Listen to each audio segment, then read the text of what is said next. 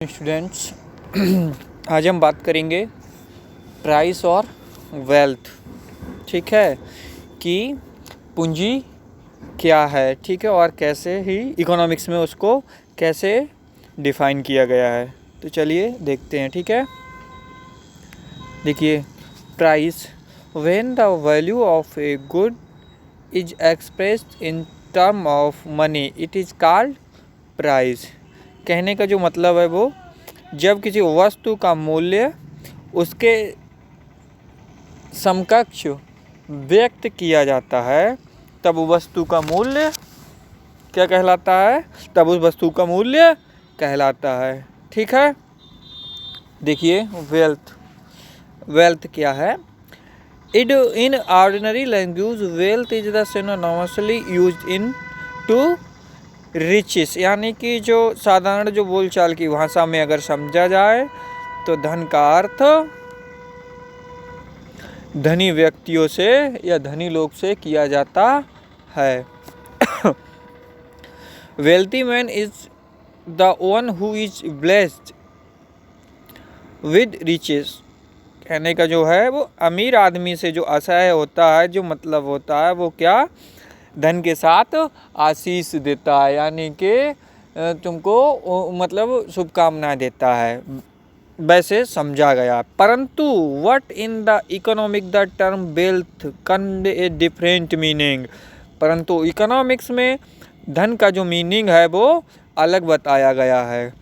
क्या बताया है, देखिए, anything which has value is with wealth when one says value only economic good possess value. यानी कि जो अर्थशास्त्र है उसका मत जो है वो क्या है, अलग है। वो क्या है, जो कुछ भी मूल्य हैं वह सारे के सारे धन हैं। ठीक है, जेम्स केन्स ने क्या कहा है, देखिए, wealth consist of all potential exchange means of satisfying human want need. कहने का जो है मतलब वो क्या है, धन का अर्थ संभावित विनिमय के माध्यम से सभी आवश्यकताओं की संतुष्टि करना धन कहलाता है। ठीक है,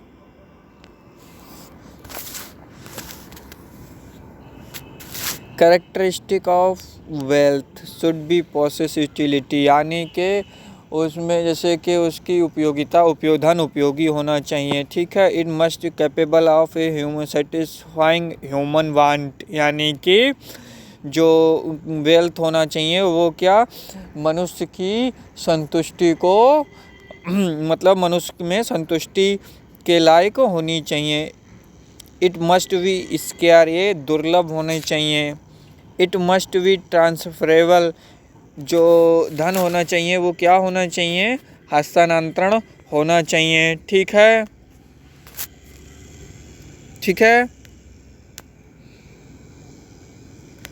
नेक्स्ट क्या है, it must be external to person. ठीक है, ये व्यक्ति के लिए बाहरी होना जरूरी है। ये सब जो कैरेक्टरिस्टिक ऑफ वेल्थ के अंतर्गत आते हैं। चलिए और देखते हैं। देखिए, relation between money and wealth.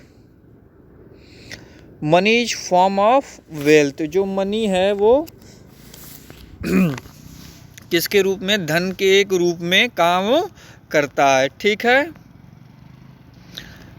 All money is wealth, यानी कि सारा पैसा जो है वो क्या है, धन है। परंतु all wealth is not money, सभी धन पैसा नहीं है। सभी पैसा तो धन है परंतु सारा पैसा धन नहीं हो सकता। ठीक है, आगे देखिए, types of wealth. Individual wealth. ठीक है, it consist of all tangible and intangible possession of the individually besides loan due to the them. ठीक है, एग्जाम्पल ले देखते हैं। Land, bond, deposit are tangible possession, while intangible possession are copyright, patent etc. ठीक है, जो कहने का है, जो देखिए इसमें सभी जो टेंजिबल व इंटेंजिबल वस्तुएं शामिल हैं, साथ ही साथ ऋण के अलावा व्यक्ति भी, जैसे कि इंडिविजुअली वेल्थ के अंतर्गत हमारी लैंड भी है, टेंजिबल है, वॉन्ट्स हैं, इंटेंजिबल हैं, डिपॉजिट है, इंटेंजिबल हैं, और तुम्हारे जो कॉपीराइट होते हैं, पेटेंट होते हैं, ट्रेडमार्क होते हैं, आदि सब क्या होते हैं, इंटेंजिबल इंडिविजुअली वेल्थ कहलाते हैं। ठीक है, then is second social wealth.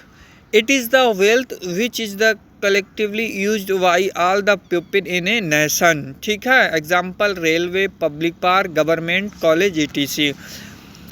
Social यानी कि सामाजिक वेल्थ, यानी कि बात हो रही है यहाँ पर सामाजिक वेल्थ की, वह धन है जो कि सामाजिक रूप से सभी के द्वारा उपयोग किया जाता है, सोशल वेल्थ कहलाता है, जैसे रेलवे, सार्वजनिक पार्क, सरकारी कॉलेज इत्यादि। ठीक है, ये रिप्रेजेंट में ऐसा कुछ नहीं है। नेक्स्ट देखते हैं national wealth. It is an aggregate of all individual wealth and social wealth of the country, inclusive of loan due to the people and to the nation debt have to the deductive, example river, mountain।